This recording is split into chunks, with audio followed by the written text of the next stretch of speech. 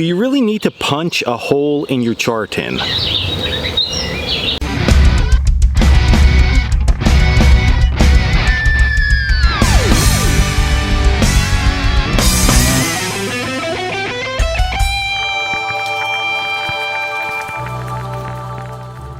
What's up guys, Dan here, Coalcracker Bushcraft. If you have been around the survival or bushcraft community long enough, maybe even at some more like communal type camps, and you're making char, you're gonna hear somebody say, well, you need to punch a hole in that tin. And is that accurate? Do we really need to punch a hole in our char tin? Well, the answer to that is maybe. And I say maybe because it honestly just varies on what type of container you are actually using to make char. But let's jump back just for one quick second. If you don't even know what char is, it is the third component to flint and steel. If you have flint and steel, you make a spark. That spark needs to land on something to create an ember. That ember goes in your bird's nest, blow it to flame. So we need a way to create char.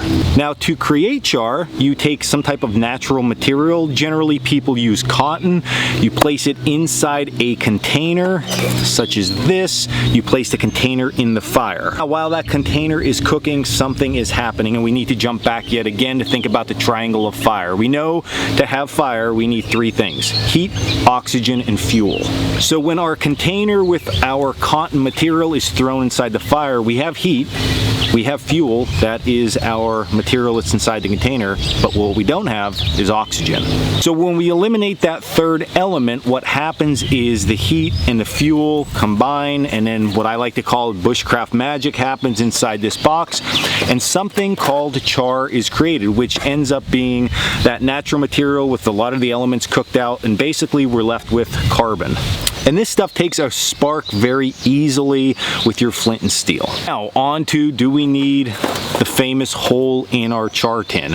Okay, so while this char is cooking, what is going to happen is that natural material is going to give off gases. Now while those gases are forming on the inside, they need somewhere to go. So if you have a very, very tight sealed container without any ventilation in it, what's going to happen as that cooks is it's going to start, the gases are going to start to force the lid, and next thing you know, boom, that's going to happen. You're going to hear the lid pop. Too much oxygen is going to rush down inside your tin, and it's going to light your char cloth on fire, hence ruining your char cloth. So to combat this, generally individuals will place a hole inside their char tin. What will then happen is the gases can very easily escape from that, and if you've ever seen your char cooking and you see flame coming out of that little hole, that's okay. That's just the gases combusting as they come out. That does not mean that the inside is burning. So after hearing that, you're probably thinking to yourself, okay, well, yeah, I definitely need to put a hole in my char tin, but not so fast. So I got two different versions of tins here that you can cook char in. Now this tin, we do have a hole punched, but this is our demo tin, so we talk about this same thing at classes. But if you look at this tin, there are like little gaps. The lid's just, it's very loose on there, okay? It's even bent in on some sides. If this hole wasn't here, there's enough space around that lid for gases to escape. Same goes for Altoid or hinged tins. Generally, the hinges on the back of the tin offer ample amount of air to be able to escape. So on tins like that are very loose fitting or hinged, you generally don't have to put any type of hole in them. There's enough air to be able to get out and let the gases escape. But now if you take something like this container, this lid is very, very secure on here. Like, it's on there, okay? Very, very tight on there, doesn't come off. In a case like this lid would very quickly pop because the gases just can't get out of here. So in something like this, of course, you're going to want to punch your hole, let the gases come out, and you'll be golden.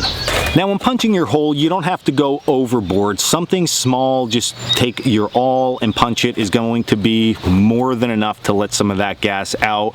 I see people who put a million holes in.